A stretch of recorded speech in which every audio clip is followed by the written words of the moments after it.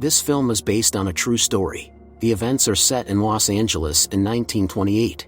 In the morning, Christine Collins wakes up her 9-year-old son Walter. They live only together. The mother brings her son to school and goes to work.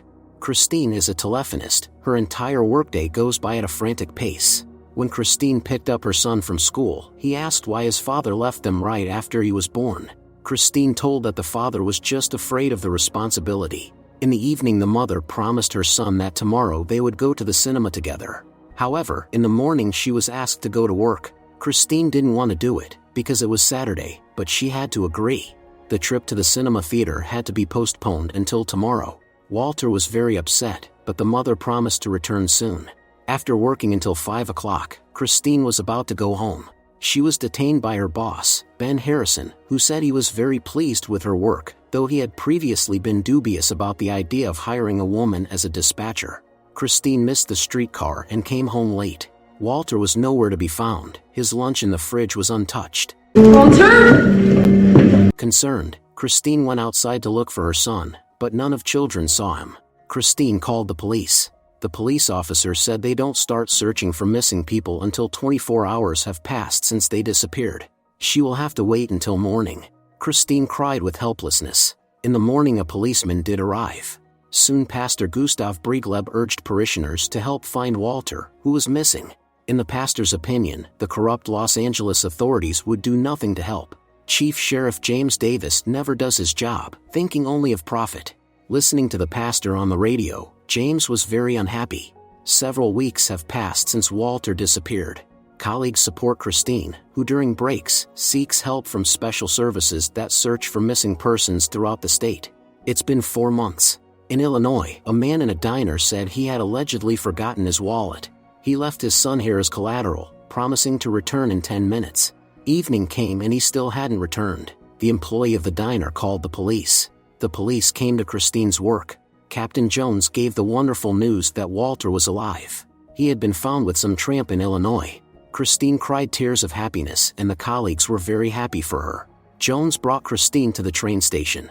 The place was full of reporters, because everyone loves a story with a happy ending. The train arrived. Christine ran to meet her son, but when she saw the boy, she knew it wasn't Walter. Jones began to assure Christine that she was just stressed, and that the child might have changed in 5 months. The boy confirmed that he was Walter Collins. That's my mommy.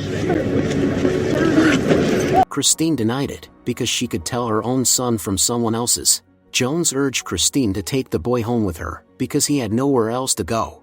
The reporters asked many questions, and Christine didn't even know what to answer. She had no choice but to take the boy home. In the evening, Christine tried to show concern for the child, even though she knew it was not Walter. She was finally sure of this when she saw that the boy was circumcised. In addition, he was shorter than Walter. Christine told the boy to tell her who he was and what he was doing here, but he said nothing. The next day, Christine told Captain Jones, but he thought her fears were far-fetched. Perhaps she had measured the child's height incorrectly. Christine continued to insist that it was not her son. Jones was unwilling to listen to anything. In his opinion, Christine is simply deviating from her maternal duties. A doctor was sent to Christine's home, who came to sort everything out. The doctor attributed the fact that the boy was shorter than Walter to stress. Christine could not believe that the doctor kept convincing her that the boy is her son. She called Captain Jones and voiced her indignation. Christine doesn't understand why the police are wasting time instead of looking for Walter. When the boy called her mother, Christine broke the plate in hysterics and told him not to call her that, for he was not her son. Later, Christine, after calming down, apologized to the boy. He is just a child after all, and doesn't know what he's doing. Christine does not know why the boy claims to be Walter. In the morning, she received a call. It was Pastor Gustav Briegleb. He advised her to read this morning's paper and then come to him. In the newspaper, Kristen read an article about how she refuses to take care of her own son. The police department is supposedly worried about the safety of Walter, who has returned to an inadequate mother. The pastor explained that the reason the police did this was because they did not want to admit their mistake. Briegleb is not going to leave it just like that, because the police have a long history of lawlessness in Los Angeles. The police will do anything to embarrass Christine. But Briegleb is going to help her. The pediatric dentist examined the boy and said it wasn't Walter because he had a completely different bite. The doctor agreed to write a formal report. The schoolteacher, Mrs. Fox, said that it is not Walter, and besides, the boy did not remember her at all. Mrs. Fox is ready to produce written evidence and confirm it in court, if necessary. Bregleb recalled Christine that he is expecting her to appear on the radio today, and now she spoke to reporters, saying that because of a police error, the search for her real son had come to a halt. Upon hearing this, Jones was furious and ordered an aide to bring Christine here. Jones told Christine that she had set them all up. He continued to insist that Christine wanted to evade her maternal responsibilities or was simply insane, which meant she did not belong on the streets of Los Angeles. Jones called for a nurse and ordered that Christine be taken to a mental hospital. They put her in a car against her will and brought her to the hospital for forced treatment.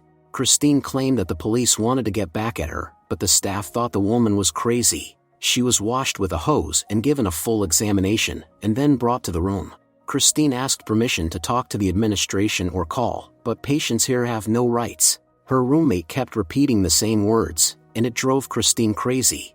Meanwhile, Detective Lester Ibarra asked the guy passing by for directions to the Northcotes ranch. The detective was unaware that the guy in the back of the car had a gun. In addition, he was acting very nervous. Lester, searching for the teenager, arrived at the ranch. When he saw the policeman, the boy ran away and locked himself in the house. Lester had a warrant for Samford Clark's arrest, so he had the right to break down the door. The detective looked around the house. Suddenly the teenager attacked him, but Lester had no trouble neutralizing and arresting him. The fact is that the teenager is in the United States illegally and must be deported back to Canada. Bregleb is concerned that Christine did not show up for the radio broadcast. The pastor knew at once that something had happened to her. Meanwhile, Gordon, the guy from the road, arrived at the train station to buy a ticket. It was breakfast time at the hospital. Christine didn't want to eat anything. Another patient named Carol advised her to eat breakfast, because she has to do everything to appear normal. It's the only chance she has of getting out of here. Carol confessed that she is also here because the police found her undesirable. And there are a lot of women like that here. Now to the public, they are crazy people who shouldn't be listened to. While waiting his turn at the police station, Samford is immersed in creepy memories. The teenager asked permission to talk to the policeman who brought him here. Christine was summoned by the attending physician, Jonathan Steele. Trying to act calmly, she explained that the police had found the wrong child and now refused to admit her mistake. The doctor asked the patient if she had long since begun to feel as if people around her were changing. In the doctor's opinion, Christine did not distinguish between her fantasies and reality. Lester agreed to talk to Samford. The teenager began to tell him about his cousin Gordon Northcote, who is the owner of the ranch. The cousin let him live on the ranch in return for help. Samford realized late that he had fallen into a trap. Gordon was forcing him to do terrible things. Lester didn't understand what was going on. He was shocked when Samford said they were hunting children and taking their lives. Samford didn't want to do it, but Gordon threatened him. According to the teenager, there were about 20 victims. 1 or 2 of them managed to escape. Samford recalls how he and Gordon were preparing for another crime and soon saw a boy on the road. Gordon lied to the child that his parents had been in an accident, and they need to go to the hospital immediately. Seeing the other child, the boy felt at ease and got into the car. At the ranch, they locked the victims in the henhouse. The end of each of them was terrible. In the present, Samford cried, for he meant no harm to anyone. The shocked detective showed Sam pictures of the missing boys and asked him to identify someone. After examining the pictures carefully, Sam put some of them in a separate pile. Among them was 9-year-old Walt Collins. After listening to Detective Lester, Captain Jones said the boy was making it all up. The policeman was visited by Bregleb and a crowd of protesters. Jones told Lester not to say anything to anyone and to bring Samford in. Bregleb demanded to know what they had done to Christine Collins. Hearing that she had been placed in a mental hospital, the pastor immediately understood what had happened. Christine refused to take her medication and claimed to be completely healthy. The attending physician demanded that she sign a document stating that the police had found her real son. Because Christine refused to do so, the medics took her away and forced her to take the medicine. Carol stood up for Christine and even hit Jonathan. As punishment, she was taken to the treatment room and subjected to electroconvulsive therapy. Later, Christine saw a semi-conscious Carol being taken out of the room. Without Jones' knowledge, Lester took Sam from the police station and told the 2 partners to go with him. Meanwhile, Christine visited Carol in her room. She is very grateful to her for stepping in for her. Carol wants Christine to be free and find her son. Lester and his partners returned to the ranch and began searching the territory. Then Lester told Sam to show where they buried the remains. Sam took the shovel and began digging. When the cops actually saw the remains, they were shocked. Lester ordered the entire county police force to get here. Sam cried, and Lester began to calm him down. 6 days passed. Since Christine still refused to take her medication, the doctor decided to try another method of treatment, electroconvulsive therapy. Fortunately, Bregleb arrived in time. He told the chief physician to read the article in the newspaper. Christine was released. Jonathan was holding a newspaper that read about the terrible find at the ranch. When Christine went outside and heard that Walter is probably not alive, she almost fainted. James Davis blamed Jones for everything that happened. The public is outraged because not only have the police not found Walter, but his mother has been committed to a mental hospital. Jones has to admit his mistake. Lester questioned the boy, who had been impersonating Walter all along. The boy confessed that he just wanted to visit Los Angeles. Bregleb supports Christine in everything. She is no longer afraid because she has nothing more to lose. Meanwhile, Gordon visited his sister and asked permission to stay for a few days. When the brother left for the bathroom, the couple called the police. Soon Gordon was promptly apprehended by the police. Bregleb introduces Christine to his friend Mr. Hahn, a lawyer. Since the police department intends to shift all the blame to the child and to Christine's inadequate behavior, she must sue. Mr. Hahn will argue her case in court. Bregleb, Hahn, and Christine returned to the mental hospital and brought an order requiring the administration to release all women who had been placed here by the police. Outside, Christine and Carol smiled at each other. Gordon was arrested. He smugly told reporters that he was not hiding from the police because the cops were not doing their job anyway. The brass told James Davis that people were demanding the resignation of most of the officers. Christine was surprised that people in town were gathering to demonstrate in her support. Among these people is Ben, Christine's boss. All are demanding fair justice. The courtroom was crowded. Since no one from the police department showed up for the hearing, the judge adjourned. Hahn immediately took Christine to another courtroom, where there was an exceptionally small circle of people. This was done to avoid unnecessary chaos. Gordon was led into the courtroom. He immediately recognized Christine, whose picture he had seen in the newspaper, and called her brave. Gordon refuses to admit his guilt. Captain Jones soon testified. According to him, Christine was behaving inadequately, which is why the police did not believe her words that the boy was not her son. All the people in the courtroom thought Jones' excuses were ridiculous. The boy posing as Walter was identified. It turned out that his name is Arthur Hutchins and his family lives in Iowa. Arthur's real mother came to take her son home. The hearings dragged on for many days. All the witnesses were interviewed. Bregleb came to visit Christine, who still does not give up hope. After all, it's impossible to say for sure what happened to Walter. Perhaps Samford was wrong. Christina will never lose hope. The court ordered that Captain Jones be discharged from the service. The procedures for placing citizens in mental institutions will also be changed.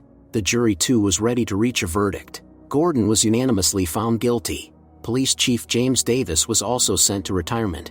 Gordon was given the last word before the verdict was read. He stated that the only person he respected is Christine. As a result, he was sentenced to capital punishment. The sentence will be carried out in 2 years. Soon Christine returned to work. During her breaks, she continued to make calls to various missing persons organizations. Hahn came to Christine. He stated that Gordon had expressed a desire to talk to her before his execution. Perhaps he would finally tell the truth. Without hesitation, she set off. It cost Hahn a great deal of trouble to arrange this meeting. They were given 20 minutes. Christine was ready to hear the truth. Gordon didn't expect her to actually come, so he refused to talk. Christine wasn't going to leave here without an answer, but Gordon continued to mock her feelings. He never told her if Walter was alive. The next morning the sentence was to be carried out. Christine was present. Gordon was very frightened and begged someone to pray for his soul. The sentence was carried out. 5 years had passed. Christine's life was back on track. Colleagues at work supported her, as did Ben, with whom they had arranged to have dinner together. Later Christine received a call from another mother whose son had been reported missing. She reported that the police had found a child who matched the description. Christine came immediately to the police station. They listened to the conversation between the boy and the policeman. David told how he and 5 other children had been locked in the chicken coop. Walter was among them. The boys managed to escape and scattered. Gordon chasing them. David does not know if Walter escaped. All these years David wandered and hid because he was afraid Gordon would find him. Then David was taken in by a kind woman. Christine saw the happy reunion of the son with his parents. Lester was surprised that Christine had no intention of abandoning her quest, for now she had something she had almost lost: hope. Next, we are told about the real heroes of this story. Christine Collins did not stop looking for her son for the rest of her life.